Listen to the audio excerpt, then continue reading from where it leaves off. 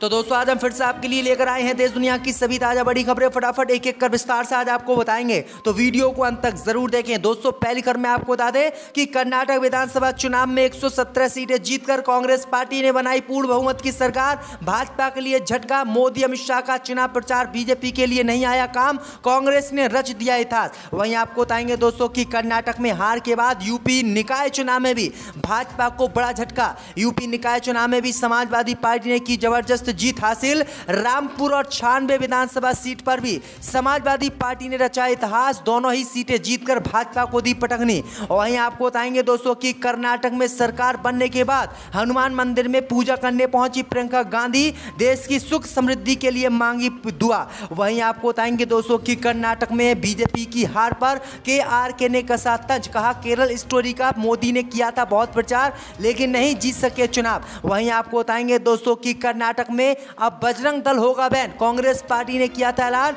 अगर कर्नाटक हमारी सरकार बनती है तो बजरंग दल पर लगाएंगे बैन। तो ये बड़ी अपडेट आ रही दोस्तों, सभी खबरों को विस्तार से आपको बताएंगे, तो वीडियो को लाइक, चैनल को सब्सक्राइब कर दें।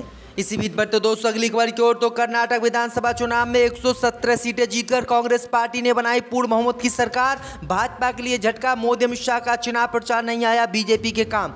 दोस्तों आपको बता दें कि कर्नाटक विधानसभा चुनाव के अंतिम परिणाम घोषित हो गए हैं। दरअसल आपको बता दें कि 224 विधानसभा सीटों में से कांग्रेस पार्टी ने 117 विधानसभा सीटें जीतकर पूर्ण बहुमत की सरकार बना ली है, जबकि भाजपा का सुपड़ा साफ कर दिया और भाजपा सिर्फ 75 पर ही सिमट गई।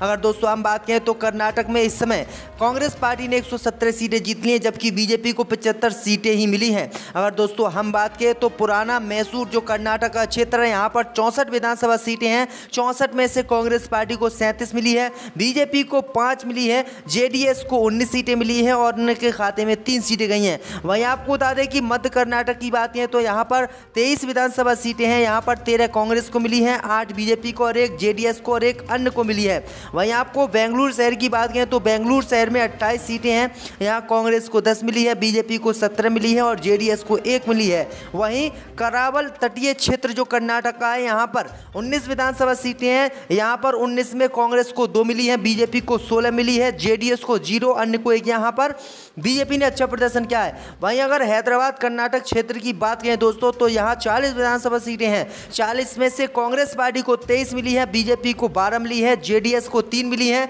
और अन्य के खाते में 2 सीटें गई हैं। वहीं यहाँ पर बात करें दोस्तों महाराष्ट्र और कर्नाटक क्षेत्र की, तो महाराष्ट्र कर्नाटक क्षेत्र में 50-50 विधानसभा सीटें हैं, यहाँ पर 32 विधानसभा सीटें कांग्रेस पार्टी ने जीती हैं, जबकि 17 बीजेपी ने जीती हैं, जेडीएस को 1 मिली है और यहाँ पर अन्य का खाता नहीं खुला है। अगर दोस्तों हम बात करें तो कर्नाटक में इस बार पूर्ण बहुमत की कांग्रेस की सरकार बन गई और भाजपा का यहां पर सुपड़ा साफ हो गया है। वहीं अगर दोस्तों हम बात करें तो कर्नाटक में पूर्ण बहुमत की कांग्रेस की सरकार बन गई है और कांग्रेस पार्टी का कौन मुख्यमंत्री होगा इसका ऐलान जल्दी कांग्रेस पार्टी कर सकती है। इसी बीच बढ़ते दोस्तों अगली खबर की ओर, तो उत्तर प्रदेश निकाय चुनाव में हुआ बड़ा उलटफेर, समाजवादी पार्टी और कांग्रेस ने भाजपा को दिया झटका। दोस्तों आपको बता दें कि जहां कर्नाटक विधानसभा चुनाव में बीजेपी को हार का सामना करना पड़ा, तो वहीं उत्तर प्रदेश की 2 विधानसभा सीटों पर हुए उपचुनाव में भी भाजपा को मुंह की खानी पड़ी है और यहां पर भी भाजपा की बहुत बुरी हालत है और दोनों ही विधानसभा सीटों पर बीजेपी चुनाव हार रही है। दरअसल आपको बात करें दोस्तों रामपुर की स्वार विधानसभा सीट की, तो यहाँ पर 57,000 वोटों से समाजवादी पार्टी की अनुराधा चौहान आगे चल रही है, जबकि बीजेपी गठबंधन प्रत्याशी शफीक अहमद 49,902 वोटों से पीछे चल रहे हैं। वहीं अगर दोस्तों हम 96 विधानसभा सीट की बात करें तो 96 विधानसभा सीट पर इस समय समाजवादी पार्टी आगे चल रही है और बीजेपी यहां पर पीछे चल रही है, तो बीजेपी के लिए यह बड़ा झटका माना जा रहा है। अगर दोस्तों हम बात करें दोस्तों तो नगर पालिका जो सीटें हैं उनमें भी बीजेपी को बड़ा झटका लग रहा है। भाजपा 374 पर आगे चल रही है, जबकि सपा 275 पर आगे चल रही है, मायावती की बसपा पार्टी 94 पर आगे चल रही है, कांग्रेस पार्टी 32 पर आगे चल रही है और अन्य को 287 सीटें मिल चुकी हैं, यानी भाजपा को यहाँ बड़ा झटका लग रहा है। वहीं मैनपुरी की बात करें दोस्तों तो यहाँ पर एक नगर पालिका अध्यक्ष है, यहाँ समाजवादी पार्टी जीते हुए है, समाजवादी पार्टी आगे चल रही, जबकि भाजपा पीछे चल रही है, बसपा भी पीछे चल रही है, कांग्रेस पार्टी पीछे चल रही है। भाई अगर दोस्तों हम बात करें ललितपुर में, तो ललितपुर में भी जो है समाजवादी पार्टी आगे चल रही है और बीजेपी पीछे चल रही है। अगर दोस्तों हम बात करें नगर पंचायत अध्यक्षों की, तो 544 नगर पंचायत अध्यक्ष हैं, जिसमें से 327 के वोट खुल गए। भाजपा को यहाँ पर 327 में से 118 मिले हैं। समाजवादी पार्टी 62 पे है, बसपा 31 पर है, कांग्रेस 5 पर है और अन्य 111 पर है। तो ये बड़ी अपडेट आई दोस्तों कि उत्तर प्रदेश में बीजेपी का बुरा हाल है। वहीं अगर दोस्तों हम बात करें यूपी मेयर चुनाव की, तो यूपी मेयर चुनाव में बीजेपी 16 पर है, वीएसपी यानी मायावती की पार्टी 1 पर है, जबकि समाजवादी पार्टी का खाता नहीं खुला है। कांग्रेस का भी यहाँ पर खाता नहीं खुला है, क्योंकि यूपी मेयर चुनाव में 17 विधानसभा सीटें हैं। तो ये बड़ी अपडेट आई दोस्तों। भाई अगर दोस्तों हम बात करें यूपी नगर पंचायत अध्यक्ष चुनाव की, तो 372 सीटें अब तक खुल गई हैं। 544 सीटें यूपी नगर पंचायत अध्यक्ष चुनाव की हैं। तो यहाँ अगर हम बात करें दोस्तों, तो बीजेपी की हालत बहुत खराब है। यहाँ पर बीजेपी को मात्र 134 सीटें मिली है। समाजवादी पार्टी 71 पर आगे चल रही है, बीएसपी 32 पर चल रही है, कांग्रेस 3 पर और अन्य को 132 मिली है। यानी अन्य जो निर्दलीय प्रत्याशी हैं वो बीजेपी से ज़्यादा सीटें यूपी निकाय चुनाव में जीत रहे हैं। यानी भाजपा का प्रदर्शन यहाँ पर भी बहुत बुरा रहा है। अगर दोस्तों हम बात करें यूपी नगर पालिका अध्यक्ष चुनाव की, तो 199 सीटें उत्तर प्रदेश में और 199 से सारी सीटें यहाँ पर खुल गई। तो यहाँ बात करें तो बीजेपी 88 पर चल रही है, समाजवादी पार्टी को 40 मिली है, बीएसपी को 22 मिली है, कांग्रेस को 5 मिली है और अन्य को 44 मिली। यानी बीजेपी से लोगों का इस चुनाव में भी मुंह भंग हो रहा है। ये बड़ी अपडेट आ रही दोस्तों की निकाय चुनाव में बीजेपी को लोग वोट नहीं दे रहे हैं। इसी बीच पर तो दोस्तों अगली खबर की ओर, तो कर्नाटक में सरकार बनने के बाद हनुमान मंदिर में पूजा करने पहुंची प्रियंका गांधी। यह दोस्तों आपको बता दें कि कर्नाटक विधानसभा चुनाव की मतगणना के बीच कांग्रेस की राष्ट्रीय महासचिव प्रियंका गांधी वाड्रा हिमाचल प्रदेश के शिमला में हनुमान मंदिर में पूजा अर्चना करने पहुंच गई हैं। प्रियंका वाड्रा ने प्रसिद्ध जाकू हनुमान मंदिर में पूजा अर्चना कर देश की सुख समृद्धि के लिए दुआ मांगी है। बता दें कि कर्नाटक विधानसभा चुनाव के प्रारंभिक रुझानों में कांग्रेस पार्टी की पूर्ण बहुमत की सरकार बन गई है और कांग्रेस पार्टी यहां पर चुनाव भी जीत गई, जबकि भाजपा बुरी तरह से हारी है। वहीं अगर दोस्तों हम बात करें तो प्रियंका गांधी यहां पर पूजा अर्चना करने पहुंची है, क्योंकि बीजेपी ने काफी वोट हनुमान के नाम पर मांगे थे। तो ये बड़ी अपडेट आ रही दोस्तों।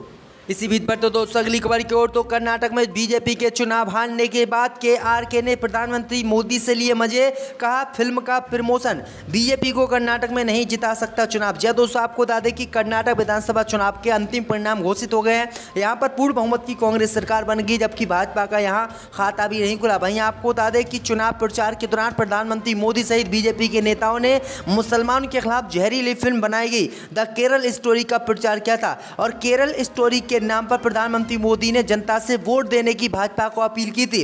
लेकिन आपको बता दें कि इतनी अपील करने के बाद भी कर्नाटक में बीजेपी चुनाव नहीं जीत सकी, जिसके बाद बॉलीवुड के अभिनेता KRK ने इस मामले को लेकर ट्वीट किया है और प्रधानमंत्री मोदी सहित भाजपा पर हमला बोला। उन्होंने कहा है कि बीजेपी जो कर्नाटक विधानसभा चुनाव में द केरल स्टोरी का प्रचार कर रही थी, प्रधानमंत्री मोदी भी इस फिल्म को देखने की लोगों से अपील कर रहे थे। योगी आदित्यनाथ ने भी इस फिल्म को देखा था और टैक्स फ्री उत्तर प्रदेश में कर दिया था, लेकिन इस फिल्म ने कुछ भी बीजेपी के लिए फ़ायदा नहीं किया और बीजेपी के लिए सिर्फ ये फिल्म नुकसान बनी। तो ये बड़ी अपडेट आ रही है। उन्होंने कहा है कि बीजेपी द्वारा द केरल स्टोरी फिल्म का प्रमोशन करना हार का सबब बन गया। तो ये बड़ी अपडेट आ रही दोस्तों।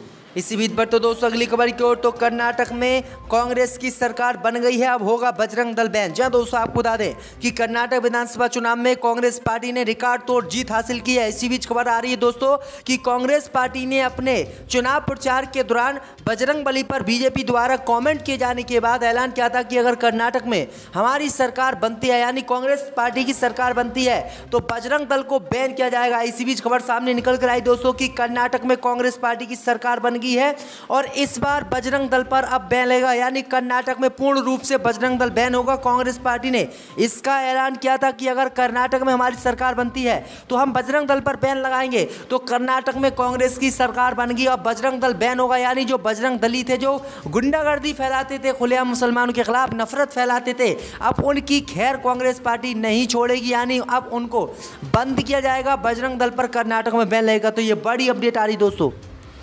दिल्ली पुलिस ने सुप्रीम कोर्ट को बताया था कि आज ही ब्रजभूषण शरण के खिलाफ केस दर्ज होगा। आपको बता दें कि एक हफ्ते पहले ही 7 महिला पहलवानों ने WFI के अध्यक्ष ब्रजभूषण शरण के खिलाफ यौन शोषण का आरोप लगाते हुए दिल्ली पुलिस में शिकायत की थी, लेकिन पुलिस ने इस शिकायत पर केस दर्ज नहीं किया था। इसके बाद पहलवानों ने सुप्रीम कोर्ट का दरवाजा खटखटाया था। सॉलिसिटर जनरल तुषार मेहता ने सुनवाई के दौरान सुप्रीम कोर्ट को बताया कि ब्रजभूषण शरण के खिलाफ आज ही FIR दर्ज हो जाएगी। तो ये बड़ी अपडेट आई दोस्तों कि अब BJP सांसद जेल जाने वाले हैं।